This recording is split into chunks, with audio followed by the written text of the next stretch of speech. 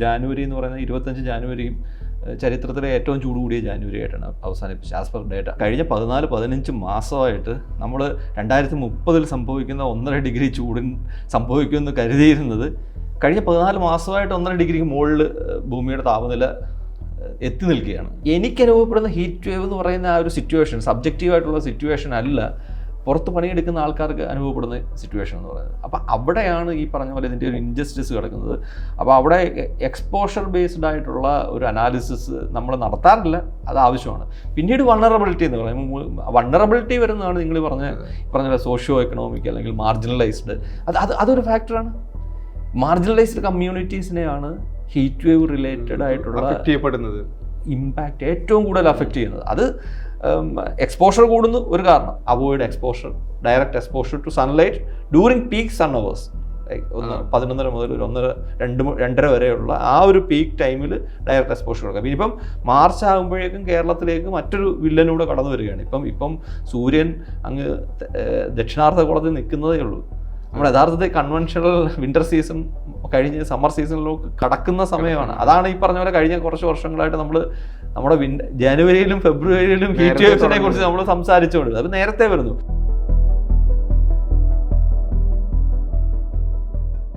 കുസാറ്റ് കാലാവസ്ഥാ കേന്ദ്രം director doctor S അഭിലാഷാണ് ദ ക്യൂ അഭിമുഖത്തിൽ. സ്വാഗതം.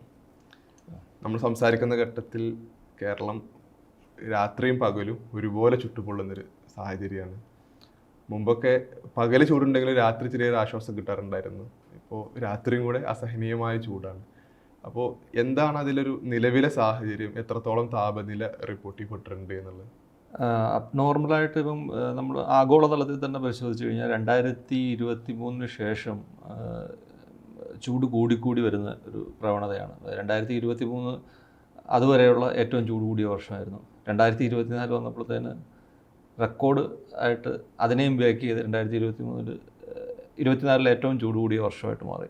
പക്ഷേ ഇതൊരു ഇപ്പം നമ്മൾ ആഗോളതലത്തിൽ തന്നെ സംസാരിക്കുമ്പം IPCC intergovernmental panel on climate ചേഞ്ചും ഒക്കെ യഥാർത്ഥത്തിൽ ഭൂമിയുടെ താപനില വ്യാവസായിക വിപ്ലവത്തിന് മുമ്പുള്ള താപനിലയുമായിട്ട് കമ്പയർ ചെയ്യുമ്പം ഒരു 1.5 ഡിഗ്രിക്ക് മുകളിലേക്ക് അത് വെച്ച് ആ ബേസ് ലൈൻ പീരീഡുമായിട്ട് കമ്പയർ ചെയ്യുമ്പോൾ ഒരു 1.5 ഡിഗ്രിക്ക് മുകളിലേക്ക് പോകുന്ന ഒരു അവസ്ഥ എന്ന് പറയുന്ന ഒരു ഗൗരവകരമായിട്ട് കണ്ടിരുന്ന ഒരു ഇതാണ്. അത് നമ്മൾ IPCC ഒക്കെ അത് പ്രൊജക്റ്റ് ചെയ്തിരുന്ന അടുത്തൊരു 2030 ആകുമ്പോഴേക്കും അത് സംഭവിക്കുമെന്ന് അറിയുന്നു. പക്ഷേ അതിനേക്കാൾ മാറി 2023 നവംബർ അല്ലെങ്കിൽ സെപ്റ്റംബറിൽ 1.5 ഡിഗ്രി ബ്രേക്ക് ചെയ്തു ആ ലിമിറ്റ് അനോമലി.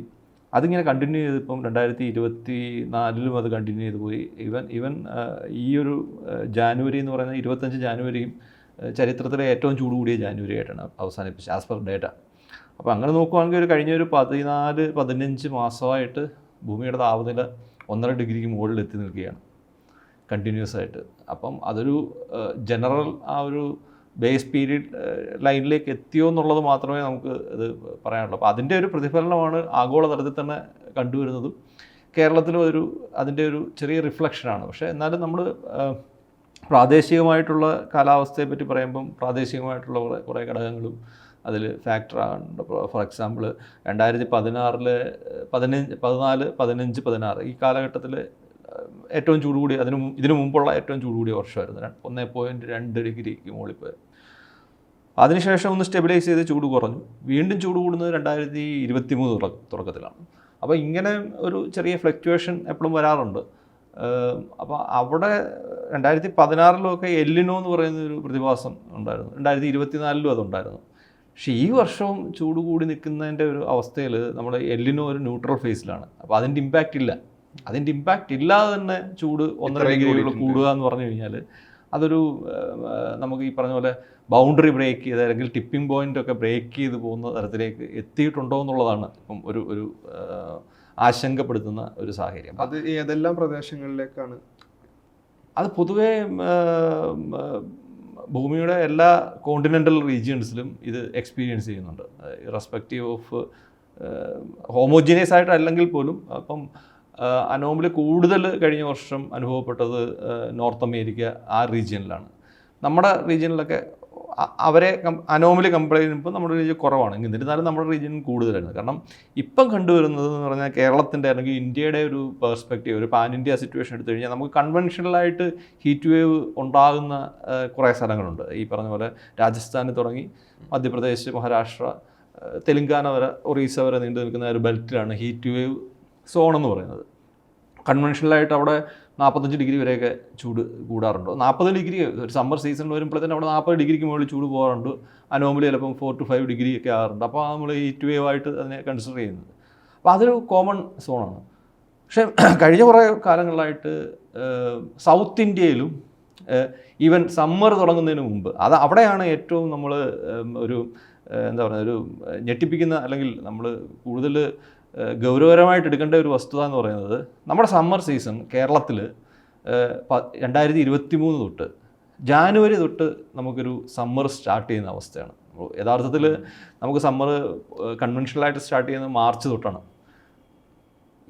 ഈ കഴിഞ്ഞ ഒരു 3-4 വർഷമായിട്ട് അല്ലെങ്കിൽ ഈ വർഷമൊക്കെ നമ്മൾ കണ്ടുവരുന്നത് ജാനുവരി എൻഡോടുകൂടി നമുക്ക് ഒരു സമ്മറിലേക്ക് പോകുന്ന തരത്തിൽ താപനില എല്ലാ പ്രതിഭാസവും അല്ല, ഇത് ലോക്കലി നമുക്ക് കേരളത്തിൽ അനുഭവപ്പെടുന്ന വലിയൊരു മാറ്റം. അത് മീൻസ് അതാണ് കേരളത്തെ സംബന്ധിച്ച് നമ്മൾ ശ്രദ്ധിക്കേണ്ട കാര്യം. അതായത് നമ്മുടെ സമ്മർ നേരത്തെ സ്റ്റാർട്ട് ചെയ്യുന്നു. That has got lot of implications. Heat wave എന്ന് പറഞ്ഞ് ജനങ്ങളെ പേടിപ്പിക്കുന്ന ഒരു അവസ്ഥ മാത്രമല്ല, അതിന് മുകളിൽ നിൽക്കുന്ന കുറേ കാര്യങ്ങളുണ്ട്. നമ്മുടെ പല പല ഇപ്പം കാർഷിക മേഖലയായാലും അല്ലെങ്കിൽ നമ്മുടെ ഈ അറിയാമല്ലോ, ഇപ്പം ഈ ഒരു സ്പ്രിംഗ് സീസൺ തുടങ്ങുന്ന സമയത്താണ് പൊതുവേ നമുക്ക് മാങ്ങയുടെ അല്ലെങ്കിൽ അങ്ങനെയുള്ള കുറേ എക്കോളജിക്കലായിട്ടുള്ള ഇമ്പോർട്ടൻസ് ഉണ്ട്, അഗ്രികൾച്ചറിൻ്റെയുള്ള ഇമ്പോർട്ടൻസ് ഉണ്ട്. അപ്പോൾ ഇത് സമ്മർ സീസൺ നേരത്തെ തുടങ്ങുന്നത് കൊണ്ട് പലതരത്തിലുള്ള എഫക്റ്റാണ് നമ്മൾക്ക് അനുഭവപ്പെടുന്നത്. അത് പലതും നമ്മൾ അറിയുന്നില്ല. നമ്മളൊരു ഹീറ്റ് വേവ് ചൂട് കൂടുന്നത് മാത്രമേ ഡിസ്കസ് ചെയ്യുന്നുള്ളെങ്കിൽ പോലും ഇതിൻ്റെ പിന്നിൽ നമ്മൾ ഗൗരവമായിട്ട് നമ്മൾ ഈവൻ ഈ മാൻ ആനിമൽ കോൺഫ്ലിക്റ്റ് എന്ന് പറയുന്നതൊക്കെ ഇതുമായിട്ട് ലിങ്ക് ചെയ്താൽ നമുക്ക് പറഞ്ഞ പോലെ ഹീറ്റ് സ്ട്രെസ് എന്നൊക്കെ പറയുന്നത് മനുഷ്യൻ അനുഭവപ്പെടുന്ന പോലെ തന്നെ മൃഗങ്ങൾക്കും അനുഭവപ്പെടുന്ന ഒരു അവസ്ഥയാണ്. അപ്പം മാൻ ആനിമൽ കോൺഫ്ലിക്റ്റ് മൊത്തം കാലാവസ്ഥാ വ്യതിയാനം കൊണ്ടുണ്ടാകുന്നതെന്നല്ല, പക്ഷേ എന്നാലും ഇൻഫ്ലുവൻസ് ചെയ്യുന്നുണ്ട്. നമ്മൾ അതിൻ്റെ ഒരു പാറ്റേൺ നോക്കിക്കഴിഞ്ഞാൽ സമ്മർ സീസൺ തുടങ്ങുന്ന അവസരത്തിലാണ് ഇത് കൂടുതൽ അഗ്രവേറ്റ് ചെയ്യുന്നത്. മഴക്കാലത്ത് ഏതെങ്കിലും ആനകളോ എല്ലാം ഇറങ്ങി ആക്രമിച്ചതായിട്ട് നമ്മൾ കാണുന്നില്ല. അപ്പോൾ ആ ഒരു സീസണൽ പാറ്റേൺ ഇപ്പം കുറച്ച് വർഷമായിട്ട് കാണുന്നുണ്ട്. ഇപ്പം ഫെബ്രുവരി തൊട്ടേ, കഴിഞ്ഞ വർഷവും ഇതേ സമയത്ത് ഫെബ്രുവരിയിലായിരുന്നു ഏറ്റവും കൂടുതൽ പ്രശ്നങ്ങളുണ്ടായത്. അതിനുശേഷം സബ്സൈഡ് ചെയ്തു, മഴയൊക്കെ കിട്ടി. അവർ ഇപ്രാവശ്യം അതാ പറഞ്ഞത്, നേരത്തെ എത്താനുള്ള കാരണം ഒരു പക്ഷേ സമ്മർ നേരത്തെ എത്തുന്നു ഒരു കാരണമായിരിക്കാം. മീൻസ് അത് നമ്മൾ കൂടുതൽ ഗൗരവമായിട്ട് നമ്മൾ ചിന്തിക്കേണ്ട ഒരു വസ്തുതയാണ്. അപ്പോൾ ഈ ചൂട് ഇനിയിപ്പോൾ എവിടെ എത്തി നിൽക്കും എന്നൊരു ആശങ്ക കൂടെ ഉണ്ടല്ലോ. ഇത് ഞാൻ മുമ്പേ സൂചിപ്പിച്ച പോലെ കഴിഞ്ഞ 14-15 മാസമായിട്ട് നമ്മൾ 2030 സംഭവിക്കുന്ന 1.5 ഡിഗ്രി ചൂടിൻ സംഭവിക്കുമെന്ന് കരുതിയിരുന്നത് കഴിഞ്ഞ 14 മാസമായിട്ട് 1.5 ഡിഗ്രിക്ക് മുകളിൽ ഭൂമിയുടെ താപനില എത്തി നിൽക്കുകയാണ്. അത് കുറഞ്ഞിട്ടില്ല ഇതുവരെ. ഈ പറഞ്ഞ പോലെ 1.5 ഡിഗ്രി അനോമലി എന്ന് പറയുന്ന സംഭവം ഈ ജനുവരി പോലും കുറഞ്ഞിട്ടില്ല. അപ്പോൾ ഇങ്ങനെ കണ്ടിന്യൂ ചെയ്ത് പോയി കഴിഞ്ഞാൽ ഒരുപക്ഷെ ഞാൻ പറഞ്ഞല്ലോ 2016 ശേഷം ചൂട് കൂടിയിട്ടൊന്ന് കുറഞ്ഞു, വീണ്ടും 23-24 വീണ്ടും ചൂട് കൂടുന്നത് എന്ന് പറഞ്ഞ പോലെ ഒരു ഡ്രോപ്പ് നോർമലി ഉണ്ടാകേണ്ടതാണ്. അതുണ്ടായില്ലെങ്കിൽ നമ്മൾ ഈ പറഞ്ഞ പോലെ ആ ടിപ്പിംഗ് പോയിന്റ് എക്സീഡ് ചെയ്തെന്ന് വേണം നമ്മൾ മനസ്സിലാക്കാൻ. ഈ ഒരു പാറ്റേൺ അടുത്ത ഒരു 10 മാസം അല്ലെങ്കിൽ ഒരു വർഷം കൂടി കണ്ടിന്യൂ ചെയ്ത് കഴിഞ്ഞാൽ വി ക്യാൻ കൺഫേം ദാറ്റ് ഭൂമി ആ ഒരു പരിധി ലംഘിച്ച്, ആ ഒരു സീമ ലംഘിച്ച് എത്തിയെന്ന് നമുക്ക് പറയാം. അപ്പം അതൊരു ഭയങ്കര വിഷയമാണ്. നമ്മൾ അതിൻ്റെ പ്രത്യാഘാതങ്ങൾ വളരെ വലുതാണ്. ഈ ഉഷ്ണതരംഗത്തിൻ്റെ മുന്നറിയിപ്പ് കഴിഞ്ഞ ദിവസം പുറത്തു വന്നിരുന്നു. കഴിഞ്ഞ വർഷമാണ് ഒരു പക്ഷേ ഉഷ്ണതരംഗം റിപ്പോർട്ട് ചെയ്യപ്പെട്ടത് വലിയ രീതിയിൽ വാർത്തയായതും ചർച്ചയായതും ഒക്കെ. അപ്പോൾ ഇത്തവണ അതിനൊരു സാഹചര്യം എത്രത്തോളമാണ്, ഒപ്പം എത്തരത്തിലുള്ള പ്രിക്കോഷൻസാണ് നമുക്ക് എടുക്കാൻ കഴിയുക എന്നുള്ളത്? ഞാനത് സൂചിപ്പിച്ചത്. അപ്പം ഞാൻ മുമ്പേ പറഞ്ഞല്ലോ, അത് നമ്മൾ ഡൈവേർട്ട് ചെയ്ത് പോയിട്ടുണ്ട്. പാൻ ഇന്ത്യ സിറ്റുവേഷനിൽ ഞാൻ പറഞ്ഞ ഹീറ്റ് വേവ് സോൺസ് നമ്മൾ ഐഡൻറ്റിഫൈ ചെയ്തിട്ടുണ്ട്. അവിടെ എല്ലാ സമ്മർ സീസണിലും ഹീറ്റ് വേവ്സ് ഉണ്ടാകാറുണ്ട്, കാലാകാലങ്ങളായിട്ട് നമ്മൾ അനുഭവപ്പെടുന്നതാണ്. പക്ഷേ ഇപ്പം ഈ സൗത്ത് ഇന്ത്യയെ ബേസ് ചെയ്തും എസ്പെഷ്യലി കേരള, നമ്മുടെ വെസ്റ്റ് കോസ്റ്റ്, ഇവിടെയും ഹീറ്റ് വേവ്സിൻ്റെ നമ്പർ അല്ലെങ്കിൽ അതുകൊണ്ടുള്ള പ്രശ്നങ്ങൾ കൂടിക്കൂടി വരികയാണ്. അവിടെയാണ് നമ്മുടെ ഇപ്പം കൺവെൻഷനലി ഉണ്ടാകാത്ത ഒരു സ്ഥലത്ത് ഒരു സാധനം ഉണ്ടാകുമ്പോഴാണല്ലോ നമുക്ക് പ്രശ്നം. മറ്റിടത്ത് ഉണ്ടാവും, അതെല്ലാ വർഷവും ഉണ്ടാകുന്നതാണ് അവിടെ. അപ്പം നമ്മൾ ഈ ട്രെൻഡൊക്കെ നോക്കിക്കഴിഞ്ഞാൽ, മാറ്റം നോക്കിക്കഴിഞ്ഞ് കഴിഞ്ഞാൽ സെൻട്രൽ ഇന്ത്യയിലെ കൺവെൻഷണൽ സോണിൽ ഹീറ്റ് വേവ്സ് ഉണ്ടാകുന്ന പോലെ തന്നെയാണ് ഇപ്പോഴും ഉണ്ടാകുന്നത്. പക്ഷേ കൂടുതൽ തെക്കൻ ഇന്ത്യയിലേക്കും പശ്ചിമ തീരത്തും കേരളം ഉൾപ്പെടുന്ന പ്രദേശങ്ങളിൽ 2015 ശേഷമുള്ള ഡേറ്റ നമ്മൾ പരിശോധിച്ച് കഴിഞ്ഞാൽ 15 ശേഷമാണ് ഒരുപക്ഷെ കേരളത്തിലൊക്കെ ആദ്യമായിട്ട് ഹീറ്റ് വേവ് അലേർട്ടുകളും ഒക്കെ പാലക്കാട് താപനില 40 ഡിഗ്രി ക്രോസ് ചെയ്യുന്നത്. അതിപ്പോൾ ഒരു കോമൺ ആയിട്ട് മാറിയിരിക്കുകയാണ് എല്ലാ സമ്മർ സീസണിലും. അപ്പം ഇത് നമ്മൾ പുതിയൊരു പാറ്റേൺ ആണ്. കേരളത്തെ സംബന്ധിച്ചൊരു ക്ലൈമറ്റിൽ ഉണ്ടാകുന്ന വലിയൊരു ഷിഫ്റ്റോ അല്ലെങ്കിൽ മാറ്റമോ ആണെന്ന് വേണേൽ നമുക്ക് അത് പറയാം. അപ്പോൾ ഇത് ട്രെൻഡ് കണ്ടിന്യൂ ചെയ്ത് പോയി കഴിഞ്ഞാൽ ഒരു പക്ഷേ നമ്മൾ പ്രത്യേകിച്ചും ഈ ട്രോപ്പിക്കൽ റീജിയണിലായതുകൊണ്ട് നമുക്ക് ഒത്തിരി പ്രശ്നങ്ങളാണ് സംഭവിക്കാൻ പോകുന്നത്. അതിൽ ഇപ്പോൾ പാലക്കാടും കണ്ണൂരുമാണല്ലോ ഇപ്പോൾ സമീപ ദിവസങ്ങളിൽ കൂടുതൽ താപനില രേഖപ്പെടുത്തിയത്. ആ പ്രദേശങ്ങൾ സ്പെസിഫിക് ആവുന്നത് എന്തുകൊണ്ടാണ്? അത്തരത്തിൽ ഇനി സാധ്യതകളുള്ള പ്രദേശങ്ങൾ വേറെ ഉണ്ടോ എന്നുള്ളത്? പൊതുവേ ഒരു റീജിയണൽ ഒരു ഡൈവേഴ്സിറ്റി ഉണ്ട് ഈ ഹീറ്റ് വേവ്സ് ഒക്കെ ഉണ്ടാകുന്നത്. അപ്പം ലോക്കലായിട്ടുള്ള ഫാക്ടേഴ്സ് ഉണ്ട്, പിന്നെ proximity to the northern states. അപ്പം നോർത്തേൺ സ്റ്റേറ്റുമായിട്ട് കൂടുതൽ അതിർത്തി പങ്കിടുന്ന പ്രദേശങ്ങളാണ് പറഞ്ഞ പോലെ കണ്ണൂർ, പാലക്കാട്, ഈവൻ പുനലൂർ വരെ. ഈ നോർത്തേൺ വിൻഡിൻ്റെ കാറ്റിൻ്റെ ഒരു ഇൻഫ്ലുവൻസ് ഡയറക്റ്റ് അഫക്റ്റഡ് ആകുന്ന ഗ്യാപ്പ് ഉള്ളത് കൊണ്ടും അതിൻ്റെ തൊട്ടടുത്തായത് അതാണ് അതിൻ്റെ ഒരു ഭൂമിശാസ്ത്രപരമായിട്ടുള്ള പ്രത്യേകത. വയനാട്ടിലൊന്നും പ്രശ്നം ഉണ്ടാകാത്തത് പ്ലാറ്റോ ആയതുകൊണ്ടും പൊതുവെ ഉയർന്ന ടെറൈൻ ആയതുകൊണ്ടാണ് വയനാട്ടിലൊന്നും വലിയ പ്രശ്നമില്ലാതെ. പക്ഷെ വയനാട്ടിലും താപനില കൂടി വരികയാണ്. അല്ലാതെ ഇപ്പോൾ ഇടുക്കിയും വയനാടും പൊതുവെ ഇവിടെയൊക്കെ ചൂടുള്ള സമയത്തും ആളുകൾ ടൂർ പോകുന്നതും അതല്ലെങ്കിൽ ആശ്രയിക്കുന്ന ഒരു സ്ഥലമായിരുന്നു ഈ രണ്ട് പ്രദേശങ്ങൾ. പക്ഷെ അവിടെ പോലും ഇപ്പോൾ പകൽ സമയത്തും വലിയ സെൽഷ്യസിൽ താപനില കൂടുന്നു റിപ്പോർട്ട് ചെയ്യപ്പെടുന്നുണ്ടല്ലോ. അതെ, തീർച്ചയായും ഇപ്പം റീജിയണലി ഉള്ള മാറ്റമാണ് വ്യക്തമാക്കുന്നത്. കാരണം വയനാട്, ഇടുക്കിയിലൊക്കെ ഒരു 10-15 വർഷത്തിന് മുമ്പ് AC ഫാൻ പോലും യൂസ് ചെയ്യാത്ത സ്ഥലങ്ങളാണ്. ഇപ്പോൾ അറിയാൻ കഴിയുന്നത് അവിടെ AC വിൽപ്പന കൂടി ഫാനും യൂസ് ചെയ്താതെ കിടക്കാൻ പറ്റത്തില്ല. അപ്പോൾ അത്തരത്തിൽ എല്ലാ പ്രദേശത്തും ഇത് റിഫ്ലക്റ്റ് ചെയ്യുന്നുണ്ട്. പക്ഷെ വയനാട്ടിൽ കൺവെൻഷനലായിട്ട് ഒരു 32-33 ഡിഗ്രി സെൽഷ്യസ് അനുഭവപ്പെടുന്നിടത്ത് 35 ഡിഗ്രി ആകുന്നു. ഇടുക്കിയിലും അതുപോലെ തന്നെ. പക്ഷേ പ്രശ്നം വരുന്നത് നമ്മൾ അബ്നോർമലായിട്ട് ഓൾറെഡി പാലക്കാട്, കണ്ണൂർ പ്രദേശങ്ങളിൽ 36-37 ഡിഗ്രി സെൽഷ്യസ് ആണ്. അവിടെ 2 ഡിഗ്രി കൂടുമ്പോഴാണ് ഈ 40 ഡിഗ്രി ഹീറ്റ് വേവ് സിറ്റുവേഷനിലേക്ക് വരുന്നത്. അപ്പം രണ്ടിടത്തും ഈ പറഞ്ഞ പോലെ ഈ ജോഗ്രഫിക്കലി ഹീറ്റ് വേവിനെ ഡിഫൈൻ ചെയ്യുന്നത് തന്നെ ഇപ്പം സമതല പ്രദേശമാണെങ്കിൽ 40 ഡിഗ്രിക്ക് മുകളിൽ ചൂട് കൂടുകയും ഒരു ഡിപ്പാർച്ചർ, അതായത് അനോമലി ഒരു 4-5 ഡിഗ്രി ആവുകയും ചെയ്ത് കഴിഞ്ഞാൽ ഹീറ്റ് വേവ്സ് ആയിട്ടാണ് ഡിക്ലെയർ ചെയ്യുന്നത്. അതാണ് ക്ലാസിഫിക്കേഷൻ. അതേസമയം കോസ്റ്റൽ റീജിയനിൽ വന്നു കഴിഞ്ഞാൽ അവിടെ ഒരു റിലാക്സേഷൻ ഉണ്ട്. 37 ഡിഗ്രി മതി. 37 ഡിഗ്രിയും അനോമലി ഒരു 4 to 5 ഡിഗ്രി സെൽഷ്യസും, അത് ഡിപ്പാർച്ചർ ആയിക്കഴിഞ്ഞാൽ ശരാശരിയിൽ നിന്നും 4 to 5 ഡിഗ്രി ആ ദിവസങ്ങൾ 2 ദിവസത്തിലും 2-3 ദിവസം കൂടിക്കഴിഞ്ഞാൽ ഹീറ്റ് വേവ്സ് ആയിട്ട് ഡിഫൈൻ ചെയ്യും. അതുപോലെ തന്നെയാണ് ഹില്ലി ടെറൈനിലും ഒരു റിലാക്സേഷൻ ഉണ്ട്. അവിടെ എത്തുമ്പോഴത്തേന് ഈ 37-30 മാറും. എന്നിട്ട് ഒരു 4-5 ഡിഗ്രി. അപ്പം ഈ ഹീറ്റ് വേവ് ഡെഫിനേഷൻ തന്നെ ഓരോ റീജിയനിലും വ്യത്യസ്തമാണ്. ഞാൻ ഒരു ഉദാഹരണം പറഞ്ഞു കഴിഞ്ഞാൽ നമ്മളിപ്പോൾ ഇവിടെ ഹീറ്റ് വേവ് എന്ന് പറയണമെങ്കിൽ 40 ഡിഗ്രി പറയുന്നു. അതേസമയം യൂറോപ്പിലൊക്കെ ചെന്ന് കഴിഞ്ഞാൽ അവർക്ക് 30 ഡിഗ്രി കഴിഞ്ഞാൽ തന്നെ ഹീറ്റ് വേവ് ആണ്. അപ്പോൾ ഓരോ റീജിയനിലെ വ്യത്യാസമുണ്ട്. അപ്പം പാലക്കാട് കൺവെൻഷനലി നമുക്ക് 38 ഡിഗ്രി അല്ലെങ്കിൽ കണ്ണൂർ 38 ഡിഗ്രി, അത് 40 ഡിഗ്രി ആകുമ്പോൾ ഹീറ്റ് വേവ് ആയിട്ട് മാറും. അതേസമയം വയനാട്ടിൽ 35 കിടക്കുമ്പോഴേ നമുക്കതൊരു എന്താ പറയുന്നത്, അത്രയും ഇതുപോലെ ഉള്ള ഒരു സിറ്റുവേഷൻ ആണെന്ന് വേണമെങ്കിൽ നമുക്ക് പറയാം. അപ്പം ക്ലാസിഫിക്കേഷനിൽ അങ്ങനെയുള്ള കുറേ പ്രശ്നങ്ങളുണ്ട്. ഇതുണ്ടാക്കുന്നൊരു ആഘാതം എത്രത്തോളമാണ്? ഇപ്പോൾ ആരോഗ്യപരമായ പ്രശ്നങ്ങളൊക്കെ ഇപ്പോൾ എങ്ങനെയാണ് അതിൻ്റെ ഒരു പ്രിക്കോഷൻസ്? ഇപ്പം നമ്മളിപ്പോൾ പകൽ തൊഴിൽ സമയമൊക്കെ ക്രമീകരിച്ചിട്ടുണ്ടല്ലോ, അത് മാത്രമാണ് ഇതിനൊരു പരിഹാരം? എന്താണ്, ഏത് സമയമാണ് ശ്രദ്ധിക്കേണ്ടത് എന്നുള്ളത്? ഇപ്പം ഈ അതിതീവ്ര മഴയുമായിട്ട് ബന്ധപ്പെട്ട് നടത്തുന്ന അലേർട്ടുകൾ അത് കോമൺ ടു ആളാണ്. ഇപ്പം തീവ്രമഴ, അതിതീവ്ര മഴ, എക്സ്ട്രീംലി ഹെവി റെയിൻ, അല്ലെ ക്ലൗഡ് ബസ്റ്റ്, ഇതൊക്കെ എന്ന് പറഞ്ഞു കഴിഞ്ഞാൽ എല്ലാവരെയും ഒരേപോലെ ബാധിക്കുന്ന, ഏകദേശം എല്ലാവരെയും ഒരേപോലെ ബാധിക്കുന്ന വിഷയങ്ങളാണ്. പ്രത്യേകിച്ചും മലയോര മേഖലയിൽ ലാൻഡ് സ്ലൈഡ് അതുപോലുള്ള പ്രശ്നങ്ങൾ, സമതല പ്രദേശത്ത് വന്നു കഴിഞ്ഞാൽ ഫ്ലഡിങ്, അപ്പോൾ ഇതെല്ലാവരെയും ഒരേപോലെ ബാധിക്കും. അതേസമയം ഹീറ്റ് വേവ്സിൻ്റെ അലേർട്ട് നമ്മൾ കൊടുക്കുമ്പം അതിൻ്റെ ഇമ്പാക്റ്റ്, അതിൻ്റെ പ്രത്യാഘാതങ്ങൾ കമ്മ്യൂണിറ്റി വൈസ് ഡിഫറൻ്റ് ആണ്. അപ്പോൾ അവിടെയാണ് അതിലെ ഏറ്റവും വലിയൊരു എന്താ പറയുന്നത് ഒരു ഇൻജസ്റ്റിസ് കിടക്കുന്നത്. നമ്മളൊരു കോമൺ ടു ഓൾ എന്ന് പറയുന്ന ഒരു എല്ലാവർക്കും സ്യൂട്ട് ചെയ്യുന്ന ചെരുപ്പ് എന്ന് പറയുന്ന ഒരു സംഗതി, ഹീറ്റ് വേവിനെ സംബന്ധിച്ച് എല്ലാവർക്കും സ്യൂട്ടബിളായിട്ടുള്ള ഒരു ചെരുപ്പ് ഇല്ല എന്നുള്ളതാണ്.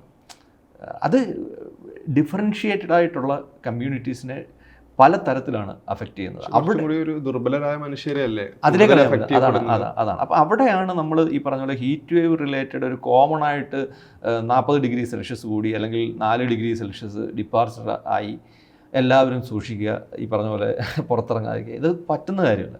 അപ്പം അവിടെയാണ് നമ്മൾ ഈ പറഞ്ഞ പോലെ ഒരു റിസ്ക് ബേസ്ഡ് ഇതുമായിട്ട് ബന്ധപ്പെട്ടുള്ള പ്രശ്നങ്ങളിൽ അധിഷ്ഠിതമായിട്ടുള്ള ഒരു അലേർട്ട് സിസ്റ്റമോ അല്ലെങ്കിൽ അത്തരം ഒരു ഔട്ട്ലുക്കും മോണിറ്ററിങ്ങും ഒക്കെയാണ് നമുക്ക് വേണ്ടത്. കാരണം പ്രത്യേകിച്ച് നമ്മളിപ്പം ഹീറ്റ് വേവ് റിലേറ്റഡ് റിസ്ക് എടുത്തു കഴിഞ്ഞാൽ ഏത് ഒരു ഹസാർഡ് എടുത്തു കഴിഞ്ഞാലും അതിൻ്റെ റിസ്ക് എന്ന് പറയുന്നത് നമ്മൾ പൊതുവെ ഇപ്പം അതിതീവ്ര മഴയാണെങ്കിൽ അതാണ് അത് കൊണ്ടുവരുന്ന റിസ്ക്. പക്ഷെ അതോടൊപ്പം തന്നെ ഈ എക്സ്പോഷർ വൾണറബിലിറ്റി എന്ന് പറയുന്ന ഒരു പാർട്ടുണ്ട്. അപ്പോൾ എക്സ്പോഷർ എന്ന് പറയുന്നതാണ് അതിൽ ഏറ്റവും പ്രധാനപ്പെട്ടത്. കാരണം അത് എക്സ്പോഷർ എന്ന് പറഞ്ഞാൽ എത്രത്തോളം ആളുകൾ അതിലെ എത്രത്തോളം പ്രോപ്പർട്ടി അസറ്റ് ആ ഒരു ഹസാർഡിനോട് എക്സ്പോസ്ഡ് ആണ്. അപ്പോൾ അതൊരു ഫാക്ടറാണ്. അപ്പോൾ ഈ ഹീറ്റ് വേവ് എന്ന് പറഞ്ഞു കഴിഞ്ഞാൽ ഈ മഴയുടെ പോലെ അതൊരു റീജിയണലി അല്ലെങ്കിൽ ജിയോഗ്രാഫിക്കലി സംഭവിക്കുന്ന ഒരു കാര്യമാണ്. അത് ഹീറ്റ് വേവ് എന്ന് പറഞ്ഞു കഴിഞ്ഞാൽ എക്സ്പോഷർ കൂടുതലാണ്. എക്സ്പോഷർ കൂടുന്ന എല്ലാവരെയും ഒരേപോലെ എക്സ്പോസ്ഡ് ആകുന്നില്ല ഹീറ്റ് വേവ്സിൽ. ഇപ്പം നമ്മൾ പറയുന്നില്ല, നമ്മൾ ഹീറ്റ് വേവ്സിനെ പറ്റി നമ്മൾ ചർച്ച ചെയ്യുന്നത് പോലെ ഒരു AC റൂമിൽ ഇരുന്നുകൊണ്ടാണ്. സെക്യൂർഡ് പ്ലേസ് ആണ്, സേഫ് പ്ലേസ് ആണ്. പക്ഷേ പുറത്തുള്ള ആൾക്കാർക്ക് അതല്ല. അപ്പം അവിടെയാണ് എനിക്ക് അനുഭവപ്പെടുന്ന ഹീറ്റ് വേവ് എന്ന് പറയുന്ന ആ ഒരു സിറ്റുവേഷൻ സബ്ജക്റ്റീവായിട്ടുള്ള സിറ്റുവേഷൻ അല്ല പുറത്ത് പണിയെടുക്കുന്ന ആൾക്കാർക്ക് അനുഭവപ്പെടുന്ന സിറ്റുവേഷൻ എന്ന് പറയുന്നത്. അപ്പോൾ അവിടെയാണ് ഈ പറഞ്ഞ പോലെ ഇതിൻ്റെ ഒരു ഇൻജസ്റ്റിസ് കിടക്കുന്നത്. അപ്പോൾ അവിടെ എക്സ്പോഷർ ബേസ്ഡ് ആയിട്ടുള്ള ഒരു അനാലിസിസ് നമ്മൾ നടത്താറില്ല, അത് ആവശ്യമാണ്. പിന്നീട് വൾണറബിലിറ്റി എന്ന് പറയുമ്പോൾ വൾണറബിലിറ്റി വരുന്നതാണ് നിങ്ങൾ പറഞ്ഞ സോഷ്യോ എക്കണോമിക് അല്ലെങ്കിൽ മാർജിനലൈസ്ഡ്. അതൊരു ഫാക്ടറാണ്. മാർജിനലൈസ്ഡ് കമ്മ്യൂണിറ്റീസിനെയാണ് ഹീറ്റ് വേവ് റിലേറ്റഡ് ആയിട്ടുള്ള ഇമ്പാക്റ്റ് ഏറ്റവും കൂടുതൽ അഫക്റ്റ് ചെയ്യുന്നത്. അത് എക്സ്പോഷർ കൂടുന്നു ഒരു കാരണം ഇവർക്ക് നല്ല പാർപ്പിടങ്ങളില്ല. അപ്പോൾ അസറ്റ് എന്ന് പറഞ്ഞാൽ പീപ്പിൾ ആൻഡ് എക്സ്പോസ് ചെയ്യുന്ന പറഞ്ഞാൽ ഹീറ്റ് വേവ്സിൻ്റെ അവിടെ എക്സ്പോസ് ചെയ്യുന്ന പറഞ്ഞാൽ പാർപ്പിടമില്ലാത്ത എത്രയോ ആൾക്കാർ ഇന്ത്യയിലുണ്ട്. അല്ലെങ്കിൽ നല്ല ഇതിനെ പ്രതിരോധിക്കുന്ന തരത്തിലുള്ള കെട്ടിടങ്ങളില്ലാത്ത സംവിധാനങ്ങളില്ലാത്ത എത്രയോ ആൾക്കാർ, ആക്സസിബിലിറ്റി ഇല്ലാത്ത എത്രയോ ആൾക്കാരുണ്ട്. അപ്പോൾ അവിടെ എക്സ്പോഷറിനും വൾണറബിലിറ്റിയും ലിങ്ക്ഡ് ആണ്. അതുപോലെ തന്നെ ഈ പറഞ്ഞ പോലെ ഇപ്പം പുറം പണി എടുക്കുന്ന ആൾക്കാരെ അത് കൂടുതൽ ബാധിക്കും. ഈ ഡേ ടൈമിൽ നിർമ്മാണ പ്രവർത്തന മേഖലയിൽ ഏർപ്പെടുന്ന ആൾക്കാർ, പോലീസുകാർ, ഫയർഫോഴ്സ്, ഇപ്പം നമ്മൾക്ക് ഏറ്റവും കൂടുതൽ പുറത്ത് പണിയുന്നത് സ്വിഗ്ഗി ബോയ്സ്, ഡെലിവറി ബോയ്സ്, പിന്നെ ബോയ്സ് എന്ന് പറയുന്നത് ഡെലിവറി ചെയ്യുന്ന ആൾക്കാർ, പിന്നെ ഈ പറഞ്ഞ പോലെ ഓട്ടോ ബസ് ഡ്രൈവേഴ്സ്. അപ്പോൾ ഇവരെയാണ് ഇത്, അവിടെയാണ് നമ്മൾ വൾണറബിലിറ്റിയുടെ ദേ ആർ മോർ വൾണറബിൾ. അപ്പോൾ ആ ഒരു മാർജിനലൈസ്ഡ് കാറ്റഗറിയാണ് ഏറ്റവും കൂടുതൽ വൾണറബിൾഡായിട്ട് ഹീറ്റ് വേവ് സ്ട്രെസ് അനുഭവപ്പെടേണ്ടി വരുന്നത്. അപ്പോൾ അത് നമ്മൾ അഡ്രസ്സ് ചെയ്യണം. അത് അഡ്രസ്സ് ചെയ്ത എത്രത്തോളം കാലം നമ്മൾ കോമൺ ആയിട്ടൊരു ഹീറ്റ് വേവ് അലേർട്ട് മാത്രം കൊടുത്തതുകൊണ്ട് ഇതിനെ അവിടെയാണ് നമ്മൾ ഈ പറഞ്ഞ പോലെ പിന്നീട് ഹെൽത്ത് റിലേറ്റഡ് ആയിട്ടുള്ള ആൾക്കാർ. അപ്പം ഹീറ്റ് സ്ട്രെസ് എന്ന് പറയുന്നത് സബ്ജക്റ്റീവാണ്. ഹീറ്റ് വേവ് നമ്മൾ ടെമ്പറേച്ചർ ബേസ്ഡ് നമുക്ക് പറയാം, പക്ഷേ അതിൻ്റെ പ്രത്യാഘാതങ്ങൾ കൂടുതലും സബ്ജക്റ്റീവാണ്. അവിടെയാണ് ഈ പ്രശ്നങ്ങൾ മൊത്തം കിടക്കുന്നത്. റിസ്ക് മൊത്തവും സബ്ജക്റ്റീവ് ആകുമ്പം, അല്ലെങ്കിൽ ഒരു കമ്മ്യൂണിറ്റി ബേസ്ഡ് ആണ്, ഒരു കാറ്റഗറീസ് ഓഫ് കമ്മ്യൂണിറ്റീസാണ് കൂടുതൽ അഫക്റ്റ് ചെയ്യുന്നത്. ഞാൻ പറഞ്ഞ കമ്മ്യൂണിറ്റീസ് പറഞ്ഞല്ലോ, അവരെയാണ് കൂടുതൽ അഫക്റ്റ് ചെയ്യുന്നത്. ഈ പറഞ്ഞ പോലെ മാർജിനലൈസ്ഡ് ആയിട്ടുള്ള വീക്കർ സെക്ഷനിലുള്ള ആൾക്കാരെയാണ് കൂടുതൽ അഫക്റ്റ് ചെയ്യുന്നത്, because they don't have the access. അപ്പം അതാണ് നമ്മൾ അഡ്രസ്സ് ചെയ്യുന്നത്. അപ്പോൾ അവിടെ തന്നെ വരുമ്പം ഈവൻ ഹെൽത്ത് റിലേറ്റഡ് ആയിട്ടുള്ള പ്രശ്നങ്ങൾ കൂടെ നമ്മൾ ഫാക്ടർ ചെയ്യേണ്ടതായിട്ടുണ്ട്. ഇപ്പം ഹീറ്റ് സ്ട്രെസ് എന്ന് പറയുന്നത് ചൂട് കൂടുന്ന അവസ്ഥ കൂടുതലും സബ്ജക്റ്റീവ് ആകാനുള്ള കാരണം ഹെൽത്ത് കണ്ടീഷനാണ്. ഹെൽത്ത് കണ്ടീഷൻ എന്ന് പറയുമ്പോഴത്തേനും കൂടുതലും പ്രായമായ ആൾക്കാരെയും അതുപോലെ തന്നെ ഇൻഫൻസ്, ഒരു 4 വയസ്സ് 5 വയസ്സിന് താഴെയുള്ള ആൾക്കാരെയും ഏറ്റവും കൂടുതൽ ബാധിക്കുന്നത്. നമുക്ക് അനുഭവപ്പെടുന്ന ആ ഒരു സ്ട്രെസ് ആയിരിക്കത്തില്ല അവർക്ക് അനുഭവപ്പെടുന്നത്. അതോടൊപ്പം തന്നെ ക്രോണിക് ആയിട്ടുള്ള ഹെൽത്ത് ഇഷ്യൂസ് ഉള്ളവരെ കൂടുതൽ അഫക്റ്റ് ചെയ്യും. ഈ ഹ്യൂമിഡിറ്റി ഉള്ളത് കൂടെ തന്നെ ശരിക്കും അത് ബാധിക്കുന്നുണ്ട്. ഇപ്പം അത് ഈ ഹെൽത്തിൻ്റെ കാര്യം പറയുമ്പോൾ നമ്മൾ ഈ ഫിസിക്കൽ ഹെൽത്തിൻ്റെ കാര്യമാണ് പറയുന്നത്. ഇതിൻ്റെ ഹീറ്റ് സ്ട്രെസ് എന്ന് പറഞ്ഞ ഒരു മെൻ്റൽ സ്ട്രെസ് കൂടെ ഉണ്ടാക്കുന്ന ഒരു സംഭവമാണ്. മനസ്സിലായില്ലേ? നമ്മുടെ മെൻ്റൽ സ്ട്രെസ്സിനെ കുറിച്ച് നമ്മുടെ എഫിഷ്യൻസി, നമ്മുടെ ഒരു വർക്ക് എഫിഷ്യൻസി എന്ന് പറഞ്ഞു കഴിഞ്ഞാൽ we are working comfortably because we have AC. പുറത്ത് പണിയെടുക്കുന്ന ആൾക്കാരുടെ ആ ഒരു വർക്ക് എഫിഷ്യൻസിയെ പോലും അഫക്റ്റ് ചെയ്യുന്ന ഒരു തരത്തിലാണ് ഹീറ്റ് സ്ട്രെസ് മാറുന്നത്. അപ്പോൾ അവിടെ ഒരു മെൻ്റൽ സ്ട്രെസ്സിൻ്റെ ഫാക്ടറോട് വരുന്നത്. മെൻ്റൽ സ്ട്രെസ് വരുമ്പോൾ അറിയാമല്ലോ, നമ്മൾ പലയിടത്തും പല സ്റ്റഡീസും നടന്നിട്ടുണ്ട് പുറത്തൊക്കെ. ഹീറ്റ് വേവ് അലേർട്ടുള്ള സമയങ്ങളിൽ ആക്സിഡൻറ്റ് റേറ്റ് കൂടുന്നതായിട്ട് കാണുന്നത്. ഇത് പുതിയ പഠനങ്ങളാണ്, എസ്റ്റാബ്ലിഷ്ഡ് ആയിട്ടുള്ള. ഇപ്പം നമ്മളിപ്പം യൂറോപ്പിലൊക്കെ നടത്തുന്നത് പോലുള്ള ഒരു സാമ്പിൾ സൈസ് എടുത്തൊന്നും നമുക്കിവിടെ നടത്താൻ പോലും. ഇവിടെ നമുക്കത് മനസ്സിലാക്കാം. ഇപ്പം ആൾക്കാരുടെ ഡ്രൈവിംഗ് ബിഹേവിയർ, നോർമലായിട്ടുള്ള ആറ്റിറ്റ്യൂഡ്, അഗ്രസീവ്നെസ്, സ്ട്രെസ്, അത് മെൻ്റൽ സ്ട്രെസ്. അപ്പോൾ ഈ ഹെൽത്തിൻ്റെ കാര്യം പറയുമ്പോൾ മെൻ്റൽ സ്ട്രെസ്സിനെ കാര്യം പൊതുവേ നമ്മൾ സംസാരിക്കാറില്ല. ഈ കാലാവസ്ഥാപരമായിട്ടുള്ള ചർച്ചകളിലേക്ക് മാനസികാരോഗ്യം കടന്നു വരാറില്ല. അതിലേറ്റവും കൂടുതൽ പ്രശ്നം ഹീറ്റ് വേവ് റിലേറ്റഡ് ആയിട്ടുള്ള മെൻ്റൽ സ്ട്രെസ്. അത് മനുഷ്യന് മാത്രമല്ല, മൃഗങ്ങൾക്കും ഉണ്ട്. നമ്മൾ വന്യജീവികളുടെ കാര്യം പറയുന്ന പോലെ നാട്ടിലെ മൃഗങ്ങളും ഇത് അനുഭവിക്കുന്നുണ്ട്. ഹീറ്റ് വേവ് റിലേറ്റഡ് സ്ട്രെസ് എന്ന് പറയുന്ന ആരോഗ്യ പ്രശ്നം എന്ന് പറയുമ്പം അത് that is common to all എന്നുള്ളതാണ്. ഇപ്പം നമുക്കൊരു ഫാൻ ഇടാം അല്ലെങ്കിൽ AC ഇടാം, പക്ഷേ പുറത്തുള്ള മൃഗങ്ങൾ എന്താണ് ചെയ്യുന്നത്, എന്താണ് അവരുടെ. അപ്പം അതുവഴി പൊതുവേ വരുന്ന മൃഗങ്ങളുടെയും സ്ട്രെസ്സ് കൂടിയാണ്, മെൻ്റൽ സ്ട്രെസ്സ് കൂടിയാണ്. അവർ കുറച്ച് അവരുടെ ബിഹേവിയറൽ ചേഞ്ചിൽ കൂടുതൽ അഗ്രസീവ്നെസ് കാണിക്കും. അത് വന്യമൃഗങ്ങളാകാം, വളർത്തു മൃഗങ്ങളാകാം, അല്ലെങ്കിൽ നാട്ടിലുള്ള മൃഗങ്ങളാകാം. ഇതൊരു വലിയ പ്രശ്നമാണ്. നമ്മൾ ഇതിൻ്റെ ഒരു മൂലയിൽ നിന്ന് മാത്രമേ നമ്മൾ അഡ്രസ്സ് ചെയ്യുന്നുള്ളൂ. ഈ അപകടങ്ങളുടെ കാര്യം പറയുമ്പോൾ സൂര്യാഘാതം പോലെയുള്ള പ്രശ്നങ്ങൾ എത്രത്തോളം സാധ്യത ഈ ഒരു ഘട്ടത്തിലുണ്ട്? അപ്പോൾ അവിടെയാണ് നമ്മൾ പറഞ്ഞ പോലെ ഈ ഞാൻ മുമ്പേ സൂചിപ്പിച്ചല്ലോ, വടക്കൻ ഇന്ത്യയിൽ അനുഭവപ്പെടുന്ന ഹീറ്റ് വേവിൻ്റെ രീതിയല്ല തെക്കൻ ഇന്ത്യയിലും പ്രത്യേകിച്ച് കേരളത്തിലും ഒക്കെ അനുഭവപ്പെടുന്നത്. വടക്കൻ ഇന്ത്യയിൽ അബ്സല്യൂട്ട് ടെമ്പറേച്ചർ കൊണ്ടുള്ള പ്രശ്നമാണ്. പക്ഷേ തെക്കൻ ഇന്ത്യയിലേക്ക് വരുമ്പോൾ അതുകൊണ്ടാണ് കോസ്റ്റൽ റീജിയനിൽ 37 ഡിഗ്രി കവിഞ്ഞാലും ഡിപ്പാർച്ചർ 4 ഡിഗ്രി 5 ഡിഗ്രി ആകുമ്പോൾ ഹീറ്റ് വേവ് ആയിട്ട് ഡിക്ലെയർ ചെയ്യുന്നതുകൊണ്ട്. അത് കാരണം അവിടെയാണ് ഹ്യൂമിഡിറ്റിയുടെ ഒരു ഫാക്ടർ വരുന്നത്. ഇപ്പം ഈ നമുക്ക് കോസ്റ്റൽ റീജിയൻ ആയതുകൊണ്ട് എപ്പോഴും സമുദ്രത്തിൻ്റെ ആ ഒരു സാമീപ്യം ഉള്ളതുകൊണ്ട് എപ്പോഴും നമ്മുടെ റീജിയനിൽ ഹ്യൂമിഡിറ്റി ഒരു 50-60% ആയിരിക്കും പ്രത്യേകിച്ചും.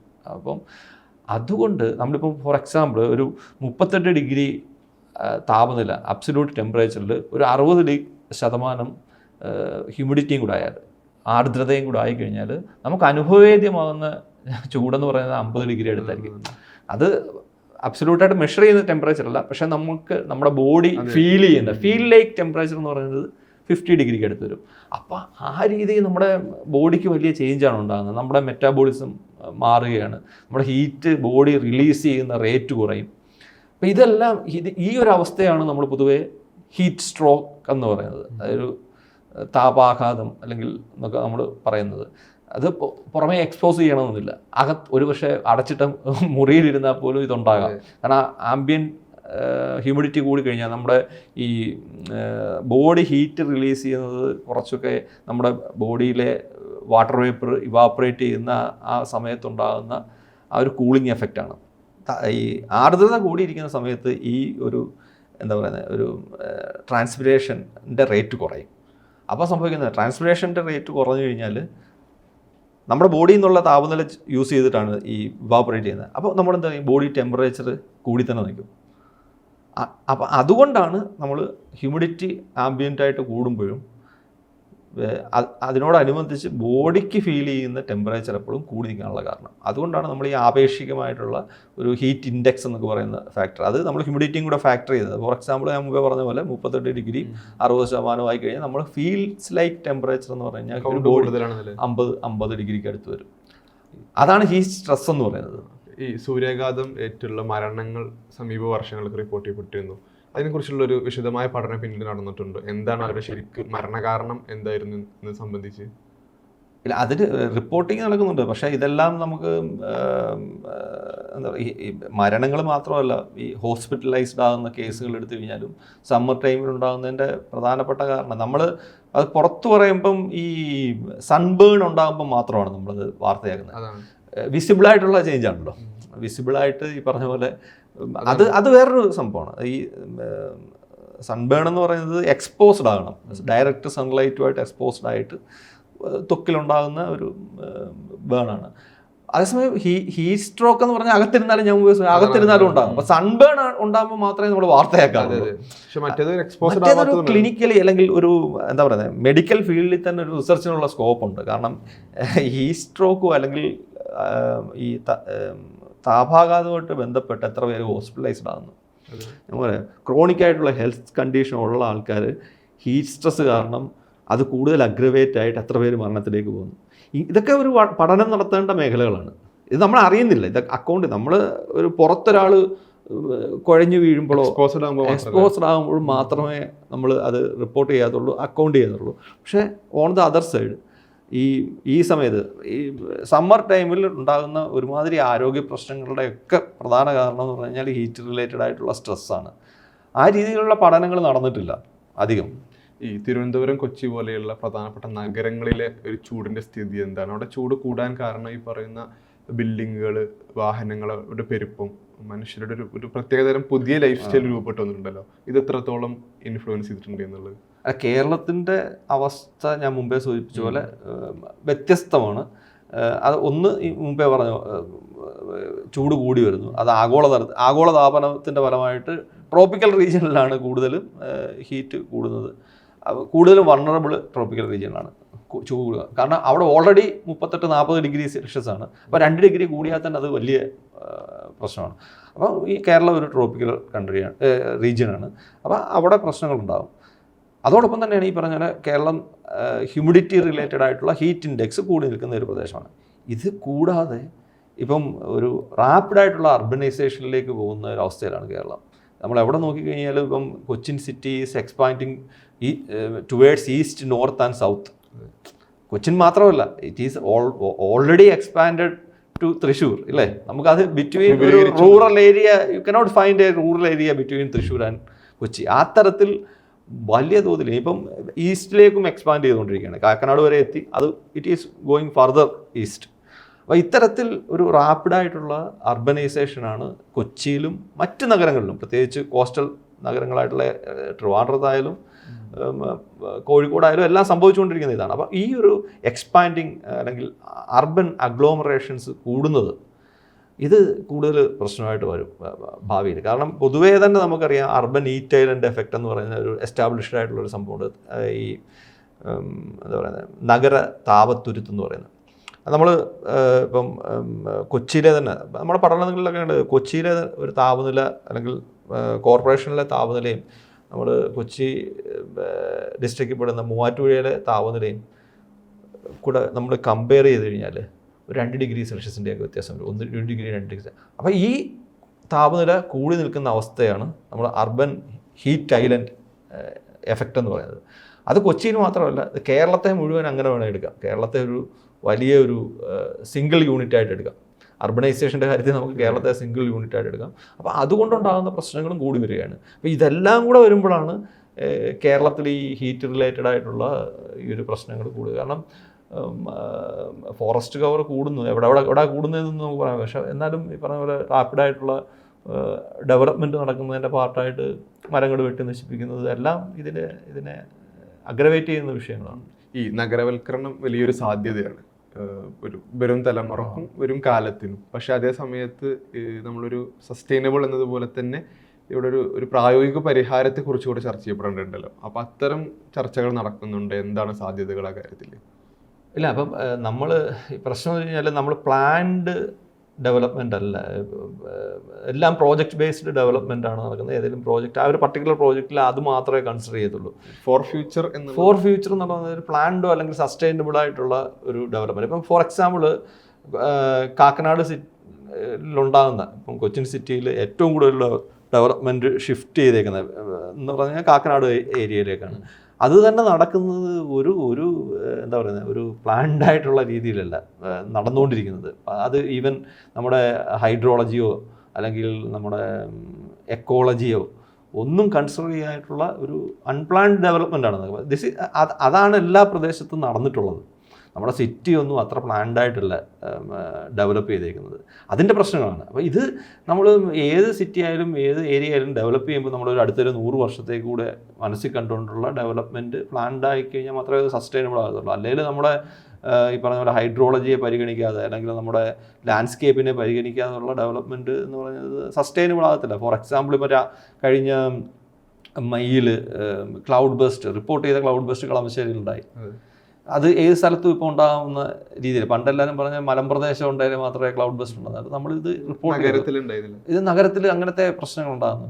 ഈ പറഞ്ഞ പോലെ ഹീറ്റ് റിലേറ്റഡ് ആയിട്ടുള്ള അർബനൈസേഷൻ കൊണ്ടുണ്ടാകുന്ന പ്രശ്നങ്ങൾ ഉണ്ടാകുന്നു. അപ്പോൾ ഇത് സൂചിപ്പിക്കുന്നത് നമ്മുടെ സിറ്റി പ്ലാനിങ്ങിലും അർബൻ പ്ലാനിങ്ങിലും ഒക്കെ നമ്മൾ ഈ ക്ലൈമറ്റിൻ്റെ ഫാക്ടേഴ്സും ഈ പറഞ്ഞ പോലെ പരിസ്ഥിതിയും എക്കോസിസ്റ്റവും ഒക്കെ ഹൈഡ്രോളജിയും കൂടെ കൺസിഡർ ചെയ്തിട്ട് പോയില്ലെങ്കിൽ നമ്മളെന്താ പറയുന്നത് ഒരു വലിയ പ്രത്യാഘാതം വലുതായിരിക്കും. നമ്മൾ ഡെവലപ്പ് ചെയ്യും, പക്ഷേ ഡെവലപ്മെൻറ്റ് ഈസ് എ നെസസിറ്റി അല്ലേ. നമ്മൾ ഫ്യൂച്ചർ അതാണ് സസ്റ്റൈനബിൾ ഡെവലപ്മെൻറ്റ്. ആ സസ്റ്റൈനബിലിറ്റി കണ്ടുപിടിക്കുക എന്നുള്ളതാണ് നമ്മുടെ ഒരിത്. ഡെവലപ്മെൻറ്റ് മാത്രം പോരല്ലോ.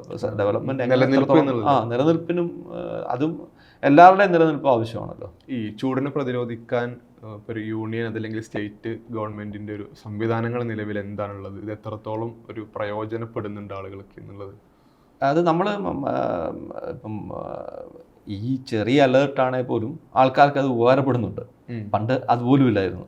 അപ്പോൾ ഇപ്പം ചൂട് കൂടുന്നതിന് മുമ്പ് ഒരു അലേർട്ട് വരുന്നത് ആൾക്കാർ ഒരു പ്രിക്കോഷൻസ് എടുക്കാൻ ഏറ്റവും ഉപകാരപ്പെടുന്നുണ്ടെന്നാണ് എൻ്റെ ഒരു കാഴ്ചപ്പാട്. അത് ഫോർ എക്സാമ്പിൾ ഇപ്പം പണ്ട് കാലത്ത് ഒരു ഹീറ്റ് വേവ് സീസൺ വന്നു കഴിഞ്ഞാൽ നോർത്ത് ഇന്ത്യയിൽ ഏകദേശം ഒരു 2500 ആൾക്കാരുടെ മരണം സംഭവിക്കുന്ന റിപ്പോർട്ടഡ് മരണം.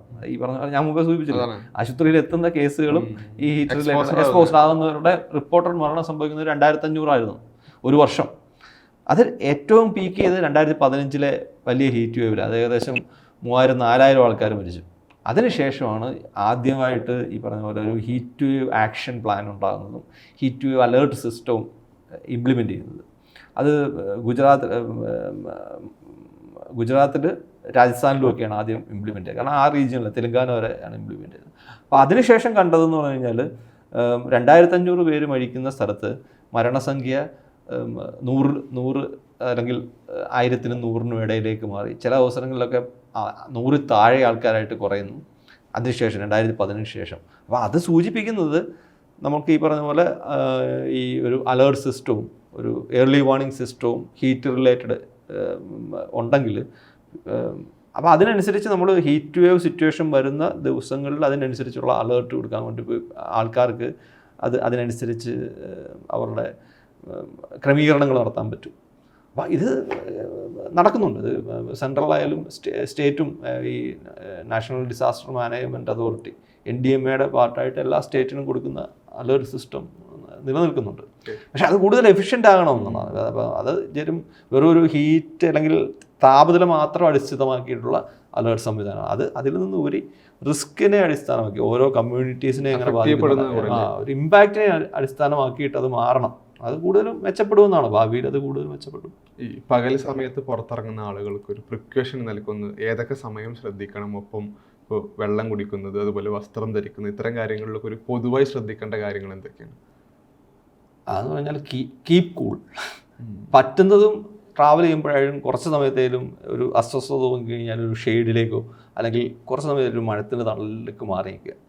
നമ്മൾ അത്ര അഗ്രസീവായിട്ട് വർക്ക് ചെയ്യേണ്ട ആവശ്യമില്ല. പിന്നെ രണ്ടാമതെന്ന് കഴിഞ്ഞാൽ ഡീഹൈഡ്രേറ്റഡ്. നമുക്ക് ദാഹം തോന്നിയില്ലെങ്കിൽ പോലും നമ്മുടെ ദേഹത്തുനിന്ന് ഈ പറഞ്ഞ പോലെ ഹ്യൂമിഡിറ്റി ഈർപ്പം നഷ്ടപ്പെടുന്നുണ്ട്.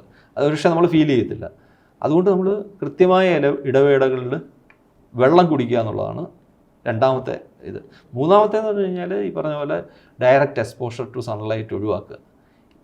അതാണ് പ്രധാനമായിട്ട് ഈ അപകടങ്ങളിൽ ഡയറക്റ്റ് ഇമ്പാക്റ്റ് കുറയ്ക്കാനുള്ള ഏറ്റവും വലിയ ഈ പുറത്ത് പണിയെടുക്കുന്ന ആൾക്കാർക്ക് ചെയ്യാവുന്ന ഏറ്റവും സിമ്പിളായിട്ടുള്ള ഇതെന്ന് പറഞ്ഞു കഴിഞ്ഞാൽ പിന്നെ അയഞ്ഞ വസ്ത്രങ്ങൾ, പിന്നെ അധികം കട്ടി കുറഞ്ഞ വസ്ത്രങ്ങൾ യൂസ് ചെയ്യുക. പിന്നെ ഈ പറഞ്ഞ പോലെ കാപ്പി, ആൽക്കഹോളിക് ഡ്രിങ്ക്സ് ഒഴിവാക്കുക. ഇതൊക്കെ അതിൻ്റെ കൂടെ എടുക്കാവുന്ന സംഭവം. ഡീഹൈഡ്രേഷൻ കൂട്ടുന്ന സാധനങ്ങളാണ് ഈ ആൽക്കഹോൾ. അപ്പം പൊതുവേ പുറത്ത് പണി എടുക്കുന്നവർ keep cool, dehydrated and avoid exposure, direct exposure to sunlight during peak sun hours. 11:30 മുതൽ ഒരു 2:30 വരെയുള്ള ആ ഒരു പീക്ക് ടൈമിൽ ഡയറക്റ്റ് എക്സ്പോഷർ കൊടുക്കുക. ഇപ്പം മാർച്ച് ആകുമ്പോഴേക്കും കേരളത്തിലേക്ക് മറ്റൊരു വില്ലനൂടെ കടന്നു വരികയാണ്. ഇപ്പം സൂര്യൻ അങ്ങ് ദക്ഷിണാർദ്ധഗോളത്തിൽ നിൽക്കുന്നതേ ഉള്ളൂ. നമ്മൾ യഥാർത്ഥത്തിൽ കൺവെൻഷണൽ വിൻ്റർ സീസൺ കഴിഞ്ഞ് സമ്മർ സീസണിലേക്ക് കടക്കുന്ന സമയമാണ്. അതാണ് ഈ പറഞ്ഞ പോലെ കഴിഞ്ഞ കുറച്ച് വർഷങ്ങളായിട്ട് നമ്മൾ നമ്മുടെ ജനുവരിയിലും ഫെബ്രുവരിയിലും ഹീറ്റ് വേവ്സിനെ കുറിച്ച് നമ്മൾ സംസാരിച്ചുകൊണ്ടിരുന്നത്. അത് നേരത്തെ വരുന്നു. സൂര്യൻ എവിടെയോ കിടക്കുമ്പോഴാണ് നമ്മളിവിടെ ചൂട് അനുഭവം. ഇനിയിപ്പോൾ നമ്മുടെ കൺവെൻഷനലായിട്ട് അതിനിപ്പോൾ ചൂട് ഇതിനേക്കാളും കൂടത്തേ ഉള്ളൂ. യഥാർത്ഥ വേനൽ അന്നേരം അനോമലി ഒരു പക്ഷേ 1.5 ഡിഗ്രി 2 ഡിഗ്രിക്ക് ആയിരിക്കും അനോമലി. പക്ഷേ അബ്സല്യൂട്ട് ടെമ്പറേച്ചർ കൂടുകയാണ്. 35 36 ആകും. പക്ഷേ ഡിപ്പാർച്ചറും പറഞ്ഞ പോലെ 1.2 അല്ലെങ്കിൽ 2 അല്ലെങ്കിൽ 4 ആയിരിക്കും. അപ്പോൾ യഥാർത്ഥ സൂര്യൻ ഇനിയിപ്പം മാർച്ച് 20 കഴിയുമ്പോഴേക്കും ഉത്തരാർദ്ധ ഗോളത്തിലേക്ക് പ്രവേശിക്കും. അന്നേരം പൊതുവേ കേരളത്തിന് മുകളിലും ഒരു ഏപ്രിൽ പകുതി വരെയൊക്കെ കേരളത്തിന് മുകളിലായിരിക്കും സൂര്യൻ്റെ സ്ഥാനം. അതുകൊണ്ട് വെർട്ടിക്കലായിട്ടുള്ള റേസിൻ്റെ പ്രശ്നങ്ങൾ കൂടുതൽ വരും. മഴയില്ലെങ്കിൽ അത് കൂടുതൽ അഫക്റ്റഡ് ആകും. അവിടെ അൾട്രാവയലറ്റ് ഇൻഡെക്സും കൂടി നിൽക്കും. ഇപ്പോൾ അൾട്രാവയലറ്റ് ഇൻഡെക്സ് ഒക്കെ ദക്ഷിണാർദ്ധഗോളത്തിലാണ് കൂടുതൽ. അതാണ് ഈ സൂര്യാഘാതം പോലുള്ള പ്രശ്നം. സൂര്യാഘാതം ഡയറക്റ്റ് സൺലൈറ്റ് ഏൽക്കാതിരിക്കണമെന്ന് പറയാനുള്ള മറ്റൊരു കാരണം പീക്ക് അവറിലുള്ള UV ഇൻഡെക്സ് കൂടി നിൽക്കുന്ന സമയം എന്ന് പറഞ്ഞാൽ 11:30 തൊട്ട് ഒരു 2:30 വരെയാണ്. അപ്പോൾ ഇതുകൂടെ UV റേഡിയേഷൻ്റെ എഫക്റ്റ് കൂടെ കുറയ്ക്കാൻ വേണ്ടിയിട്ടാണ് ഇത് പറയുന്നത്. ഇതിൻ്റെ ഇടയിൽ എപ്പോഴാണ് ഇപ്പോൾ വേനൽ മഴ എത്തുക? എന്തെങ്കിലും പ്രതീക്ഷകളാകാൻ? വേനൽ മഴ യഥാർത്ഥത്തിൽ മാർച്ചിൽ കിട്ടേണ്ടതാണ്. കാരണം ആഗോള മഴപ്പാത്തി എന്ന് പറയുന്ന ഒരു മഴ കൊണ്ടുവരുന്ന ഒരു സിസ്റ്റം ഉണ്ട്. അത് കൂടുതലും ഫെബ്രുവരിയിൽ അത് പെസഫിക്കിൽ, സെൻട്രൽ പെസഫിക്കിൽ നിലനിന്നാണ്. ഈ പ്രധാനമായിട്ടും കേരളത്തിലോ അല്ലെങ്കിൽ മധ്യ ഇന്ത്യയിലും ഒക്കെ ഈ പറഞ്ഞ പോലെ ഒരു ഹീറ്റ് വേവ് സിറ്റുവേഷൻ ഈ പെനിൻസുലാർ ഇന്ത്യയിലൊക്കെ ഉണ്ടാകുന്നത്. അവിടെ ആ സമയത്ത് ഇവിടെ ഒരു അതിമർദ്ദ മേഖല രൂപപ്പെടുകയുണ്ടായി. ഫെബ്രുവരിയിൽ ഫുള്ള് നമ്മുടെ ഇന്ത്യൻ റീജിയനിൽ അറബിക്കടലിലും ബംഗാൾ കടലിലും സദേൺ ഇന്ത്യയിലും ഒക്കെ ആയിട്ടൊരു അതിമർദ്ദ മേഖലയായിരുന്നു. അപ്പോൾ അവിടെ അതിമർദ്ദ മേഖല എന്ന് പറയുമ്പോഴത്തേന് അവിടെ വായു കംപ്രസ്ഡ് ആയിട്ട് കൂടുതൽ ചൂട് കൂടും. അവിടുന്ന് വരുന്ന കാറ്റാണ് യഥാർത്ഥത്തിൽ മുമ്പ് കണ്ണൂർ, പാലക്കാട്, ഈ പുനലൂരിലേക്കൊക്കെ കടന്നു വരുന്നത് ആ അതിമർദ്ദ മേഖലയിൽ നിന്ന് വീശിയിട്ടുള്ള കാറ്റായിരുന്നു. അപ്പോൾ ഇപ്പം ആ ഒരു സർക്കുലേഷൻ പാറ്റേണിലുള്ള ചെറിയ മാറ്റം സംഭവിച്ചിട്ടുണ്ട്. അതുകൊണ്ടാണ് ഇപ്പം ഹ്യൂമിഡിറ്റി കയറി വരുന്നതുകൊണ്ടാണ് നമുക്ക് ഈ ഡിസ്കംഫർട്ട് കൂടുന്നത്. ഫെബ്രുവരിയിലേക്കാളും കൂടുതൽ ഡിസ്കംഫർട്ട് കൂടാൻ ഹ്യൂമിഡിറ്റിയും കൂടെ കയറി വരുന്നുണ്ട്.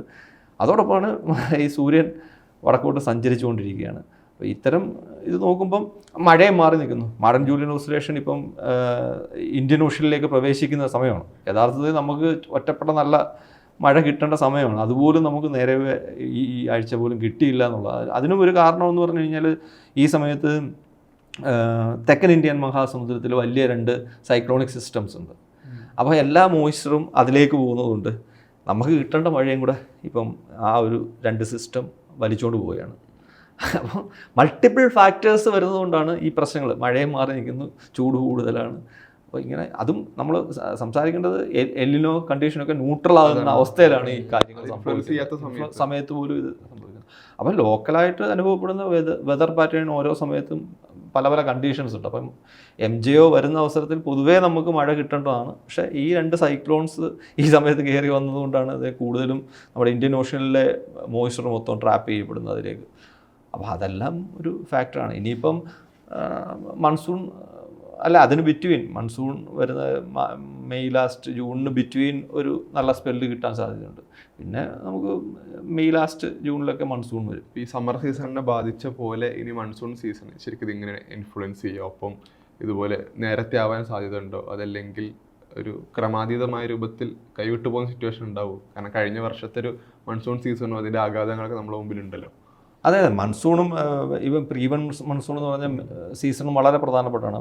കഴിഞ്ഞ മെയ്യിലാണ് ഒരുപക്ഷെ ഈ നമ്മളിവിടുന്ന് സ്റ്റുഡിയോയുടെ തൊട്ടടുത്തുള്ള ഈ റക്ക വാലി എന്ന് പറയുന്ന സ്ഥലമൊക്കെ മുങ്ങിപ്പോയത് മെയ് മാസത്തിലാണ്. അപ്പം മെയ് മാസം ഈസ് ഓൾസോ ഇമ്പോർട്ടൻറ്റ്. അതായത് ഈ മെയ് മാസത്തിലാണ് ഈ പറഞ്ഞ പോലെ ഇടിമിന്നൽ മേഘങ്ങൾ കൂടുതലുണ്ടാകുന്നതും സൈക്ലോണുകൾ കൂടുതലുണ്ടാകാനുള്ള സാധ്യതയൊക്കെ കൂടുതൽ മെയ് മാസത്തിലാണ്. അപ്പം പൊതുവേ മെയ്യും നമ്മൾ കരുതിയിരിക്കേണ്ട ഒരു മാസമാണ്. അപ്പം സൈക്ലോൺ ഒരുപക്ഷെ ഉണ്ടാകാം, ഇടിമിന്നൽ മേഘങ്ങൾ കൂടുതലുണ്ടാകാം. കാരണം ഇടിമിന്നൽ മേഘങ്ങൾ കൊണ്ട് പൊതുവേ ഇന്ത്യയിൽ ഒരു വർഷം 1500 മേളിൽ ആൾക്കാർ മരിക്കുന്നത്. അത് ഈ റാൻഡം ഇവൻ്റ് ആയതുകൊണ്ടാണ് നമ്മളത് വലുതായിട്ട് സംസാരിക്കാത്തത്. പക്ഷേ ഒറീസയിലൊക്കെ മൺസൂൺ ടൈമിൽ കഴിഞ്ഞ വർഷം 40 പേര് ഒന്നിച്ച് ഒരു ഇവൻറ്റിൽ മരിച്ചിട്ടുണ്ട്. അപ്പോൾ അതൊക്കെ നമ്മൾ ഡിസ്കസ് ചെയ്യാറുള്ളൂ. അതർവൈസ് ഇടിമിന്നൽ എന്ന് പറയുന്നൊരു വലിയൊരു വില്ലനാണ്. അത് കേരളത്തിൽ ഇടിമിന്നൽ മേഘങ്ങളുടെ സാന്നിധ്യം ഞങ്ങൾ 2019 തൊട്ടുള്ള പഠനങ്ങളിൽ സൂചിപ്പിക്കുന്നുണ്ട്. കേരളത്തിൽ ഈവൻ മൺസൂൺ ടൈമിൽ പോലും ഇടിമിന്നൽ ഉണ്ടാക്കുന്ന കൂമ്പാര മേഘങ്ങളുടെ സാന്നിധ്യം കൂടി വരുന്നതായിട്ടാണ്. ഇതാണ് ഫ്ലാഷ് ഫ്ലഡിനെയും ഈ പറഞ്ഞ പോലെ ലാൻഡ് സ്ലൈഡ്സിനെയും ഇടിമിന്നലും ഒക്കെ ഉണ്ടാക്കാൻ കൂടുതൽ ഈ പറഞ്ഞ പോലെ കൺവെക്റ്റീവ് സ്റ്റോംസ്, ക്ലൗഡ്സ് ഉണ്ടാകുന്നു. അതൊരു ഇതാണ്. പിന്നെ മൺസൂൺ തുടങ്ങുന്ന അവിടെയും നമ്മുടെ പഠനങ്ങളുണ്ട്. മൺസൂൺ തുടങ്ങുന്നതിന് മുമ്പായിട്ട് ചുഴലിക്കാറ്റുകൾ എത്തുന്ന ഒരു പ്രവണത അറബിക്കടലിൽ, അത് മൺസൂണിനെ പോലും ബാധിക്കുന്ന തരത്തിലേക്ക് മാറുന്നു. അപ്പം പിന്നെ ഈ ഡ്രൗട്ട് സിറ്റുവേഷൻ, നമ്മൾ ഈ പറഞ്ഞ പോലെ ഹീറ്റ് വേവ്സിനെ കുറിച്ച് മാത്രമേ നമ്മൾ സംസാരിക്കുന്നുള്ളൂ. ഈ അവസരത്തിൽ മഴയും കൂടെ മാറി നിൽക്കുന്നത് വലിയ ജലവുമായിട്ട് ബന്ധപ്പെട്ടുള്ള പ്രശ്നങ്ങൾ കിടക്കുന്നു. ഇത് 2024 ഇടുക്കിയിൽ ഏലം കർഷകർ അനുഭവപ്പെട്ടത് heat wave plus drought. 30,000 hectare ഏലം കൃഷിയാണ് നശിച്ചത്. 300 കോടിക്ക് മുകളിലാണ് അവരുടെ നഷ്ടം. അപ്പോൾ ഇതാണ് വേറൊരു വിഷയം നമ്മൾ സംസാരിക്കുന്നത്. അപ്പോൾ ഇങ്ങനെ ഇതൊരു കാലാവസ്ഥാപരമായിട്ട് നമ്മളൊരു അതിസങ്കീർണമായിട്ടുള്ള അവസ്ഥയിലാണ്. ഹീറ്റ് വേവ്സ് ഇപ്പോൾ ഓൺ ഗോയിങ് ആണ്. പിന്നീട് അത് ക്ലൗഡ് ബസ്റ്റ് അല്ലെങ്കിൽ ഈ ലൈറ്റ്നിങ് സ്റ്റോംസ് സൈക്ലോണായിട്ട് മാറും. പിന്നീട് മൺസൂൺ വരും. അപ്പോൾ ഇത്തരത്തിൽ കേരളം ഏറ്റവും കൂടുതൽ കരുതിയിരിക്കേണ്ട ഒരു സമയമാണ്.